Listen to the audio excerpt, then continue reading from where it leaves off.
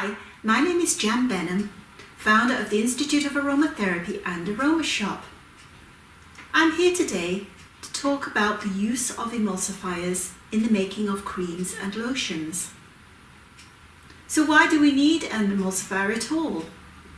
Well, when we're making a lotion or a cream, we are mixing oil and wax possibly with waters.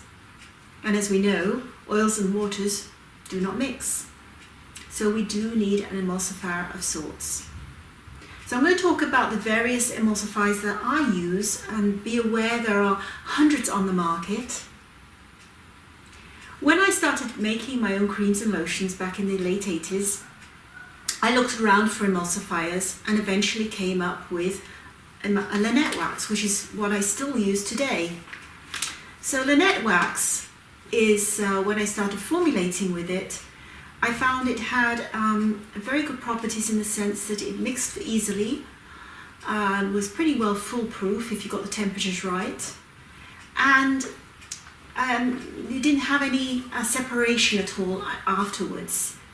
So once I calculated what I needed percentage-wise of the emulsifying wax to the oils and to the waters, then I was able to formulate lotions and creams. So I went ahead and eventually ordered 25 kilograms and used that up, and went back to order more, and they said the minimum order was 1 ton. So I was a little bit short of space at that time, so I couldn't quite go with the 1 ton.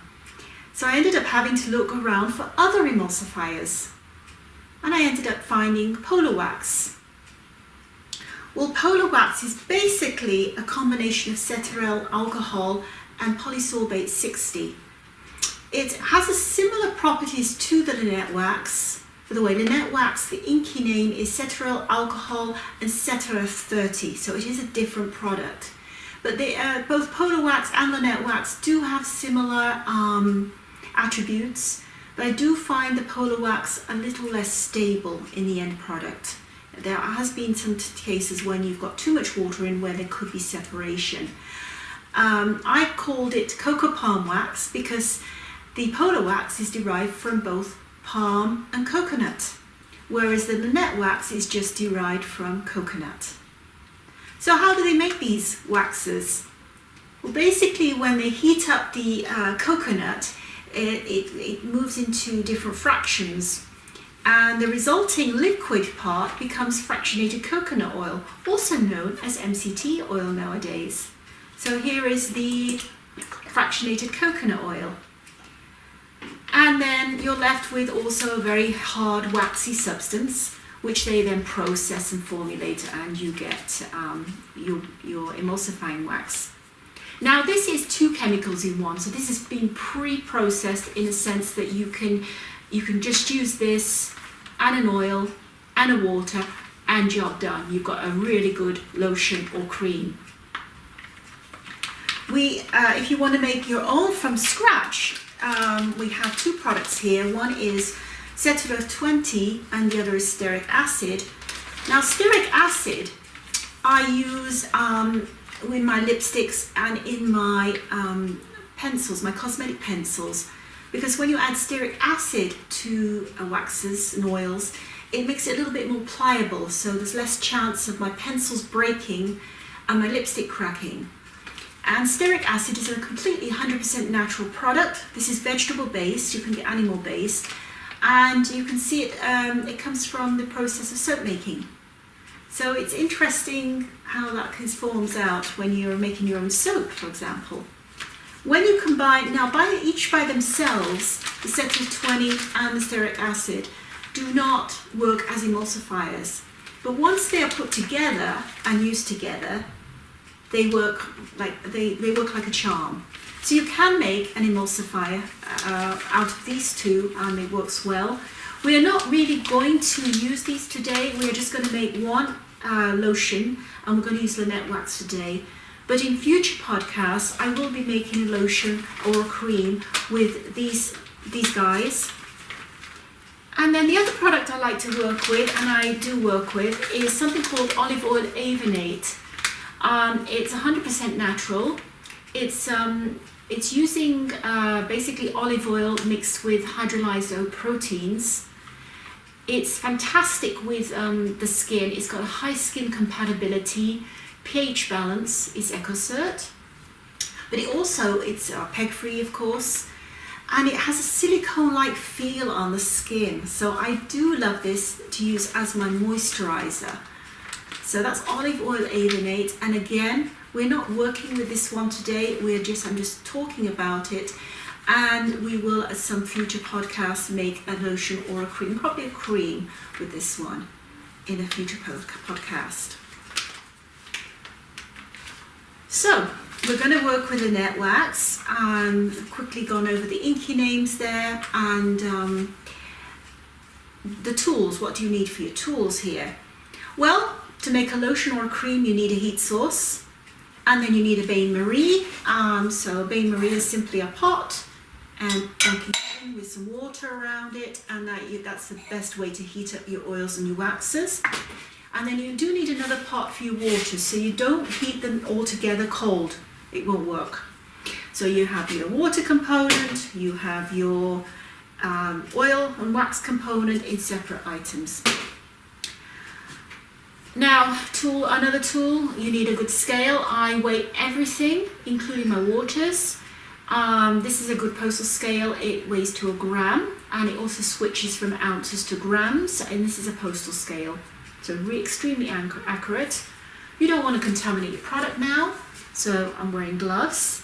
I would also wear a mask and a hairnet, and usually all the gear on. I happen to, I'm going to talk about these today.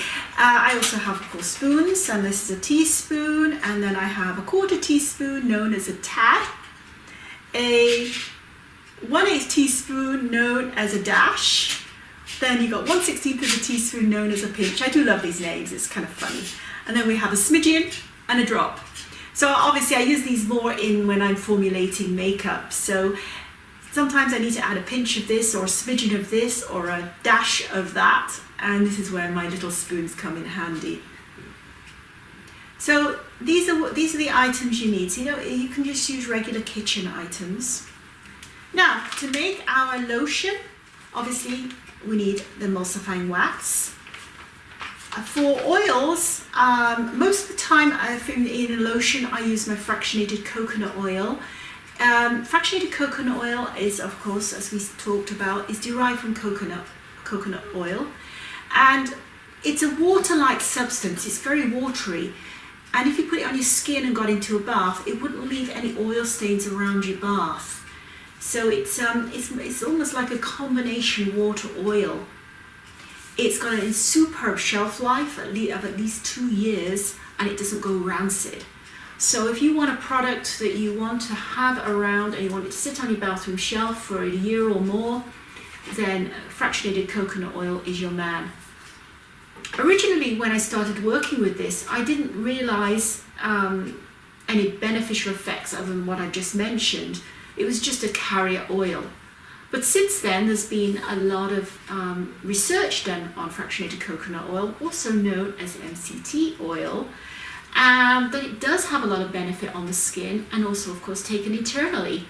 So lo and behold, although this particular fractionated coconut oil has been purchased for cosmetic use, I do also take Mct oil internally for my skin. So this is one product we can use. But today, we're going to use dicaprylcyl carbonate. Now, this is used as an emollient in skincare preparations. It's a recent addition to the Aroma Shop products. It's derived from coconut oil again, so it has a similar attribute to the fractionated coconut oil. Again, a long shelf life, doesn't go rancid. It leaves the beautiful thing about it leaves a dry, velvety feeling on the skin. It has a silicone feel, so it is a silicone alternative, and it doesn't leave the skin feeling oily. So you put a moisturizer on your skin with all the goodies in it, and you don't feel, it just feels nice and soft. And it also has really good spreading properties, so I do use this in some of my makeup. For example, when I make liquid foundations, this is one of the products I use because it helps the spreadability of the makeup. So today we are actually going to make a lotion with the DiCaprio carbonate.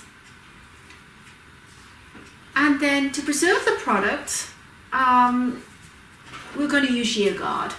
I have a number of preservatives that I use, and I'm going to, again, in a future podcast, deliberately talk about the varying preservatives. But today, for now, this is a natural preservative that has a good lasting shelf life as well. Now, last but not least, we don't, I clean everything with vodka because I want everything to be clean. I don't want to introduce any microbes into the resulting product. Vodka is the natural way of cleaning without adding any necessary chemicals that you might not want in your product. So, when we're making, we make a water oil component, and then we also heat up a water component. So we've got oil and wax and butters perhaps, and then we have water. So although I'm deliberately keeping it very simple with these very few products, because I'm going to use just distilled water for my water component. But if you want to change any of the water for example, add a little bit of rose water. If you've added, if you've got 300 ml of distilled water, or 300 gram, you could change 100 gram or even the whole thing for rose water or cucumber water, and they all have their own unique properties. The same thing with oil. If you want to change DiCaprio carbonate for jojoba oil, which is beautiful and really good for the skin, or apricot kernel oil or sweet almond oil or hazelnut oil, for example, you can do that. Oh, and just going back to the waters again, we did talk about seaweed extract, for example, in the last podcast, and seaweed extract is considered a water component. So you can exchange some of the water for the seaweed extract if you want, or gel, if you want to have that in your end product. So now I've set everything up for our cream lotion making, and I've already pre-weighed some of the items. For example, so I'll give you the recipe right now. It's 6 grams of Lynette wax in here, it's Lynette wax, and then we have 25 grams of DiCaprio carbonate. In the water component, we have 160 grams of distilled water. So in here, I've got water, and I just pop it in there and wait until it's, I don't need to use thermometers, I just wait until it's bubbling a little bit, just a little bit. You don't lose too much water. And then I also then mix these together in my other container. So as I said, these were pre-weighed. I'll go over the recipe again in a moment. And again, I heat these up until they are melted. So that's what I'm going to do right now. So here in front of me are the melted waxes and oils and distilled water. So in the large pot, you can see the steam rising perhaps is the distilled water. And in this other pot is the melted Lynette wax and DiCaprio carbonate. So again, I just basically wait until this was bubbling slightly, and when this was completely melted, every single bit of the wax was melted, then I know it was done. So you don't have to have exactly the same temperature to join them together, but they both do need to be hot. I had a scenario once. I decided to wait and make this mega batch of the best quality product that you can make to make the ultimate cream lotion. Right, this was right at the very beginning, and I did about 4 times the batch. It was quite a large amount of product. So I'd put my oils and my waxes in the pot, already heating up, and I'm talking about expensive oils. I was using evening primrose and hemp seed oil, everything that was good for my skin. Expensive stuff. And then in the other pot, in my water pot, which was much larger than this, I decided to use neroli water, hydrosol, 100%. And again, it's a little bit more expensive than rose water.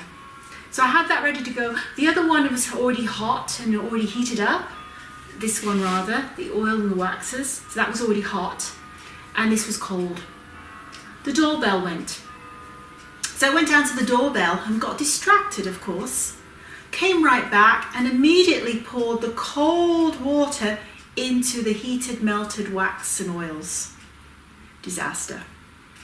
First of all, the temperatures, they would not come together. I thought, well, perhaps if I heat it all up again, it will work. I even tried melting heating up some more distilled water, orange blossom water, and some more waxes, and making a product to see if I could add that to it. So I kept on adding more money to the product. And it was absolute. I had to throw it out in the end. So you have to be careful and be very aware of what you're doing and don't get distracted. Another thing I've learned very early on, is to write everything down. There's nothing worse than, I've made products and then I thought, well, this product isn't working. I don't think it's going to work out right at all. And then someone would come into my shop and say, I really like this color. Can I buy it? And then I tried to replicate it and I didn't write it down. So what we're doing here, we're adding the water to the oil, and I'll continue on with that. I had a little distraction there because the battery needed changing in my camera. Fortunately, I had a backup one. So now we can continue. So these are both heated up. This has been boiling, this is all melted. I just add my water to the wax and literally just keep stirring. And if you want to, it's better to keep stirring. It's like making a sauce. You don't want to leave it for too long, else you get lumps forming.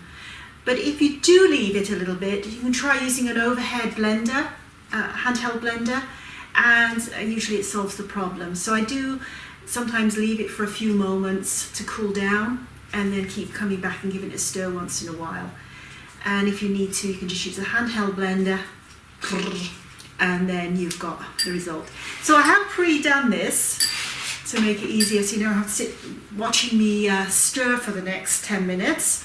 And the resulting product, this is exactly the same product, exactly the same ingredients, is the white cream. And you can see how creamy texture. It is a light lotion, it's not a thick lotion. So it's more useful if you want to make a very light product that you want to apply. Now this lotion, for example, if I want to make a cellulite lotion with this, then to 50 ml of lotion, I would then add the appropriate essential oils that will help that, and then bottle it, and then you can apply. If you want to make a light lotion for the skin, especially for someone who has oily acne skin, they don't want to be putting thick creams on their face. So the decaprial carbonate, because it doesn't leave that oily feeling, is a good base. So this is a good base for people if you want to get the essential oils on the skin. And say you want to treat somebody with acne and they've got a lot of pus and stuff, and then you want to add a few drops of lavender to your blend, or whatever essential oil blend you may want to use. And I've said be very careful here. Do know your essential oils before you apply them. So that is the resulting lotion. So the recipe is 6 grams of Lynette Emulsifying Wax, 25 grams of decaprial carbonate, and 160 grams of distilled water. For the preservative, I used GeoGuard and I put in 5 grams. And this cream should be good for over a year. So I hope you enjoy your lotion. And please get back to me if you have any questions, and I can answer them on the next podcast. It's lovely speaking to you, and I hope you have a lovely rest of the day or evening, wherever you may be.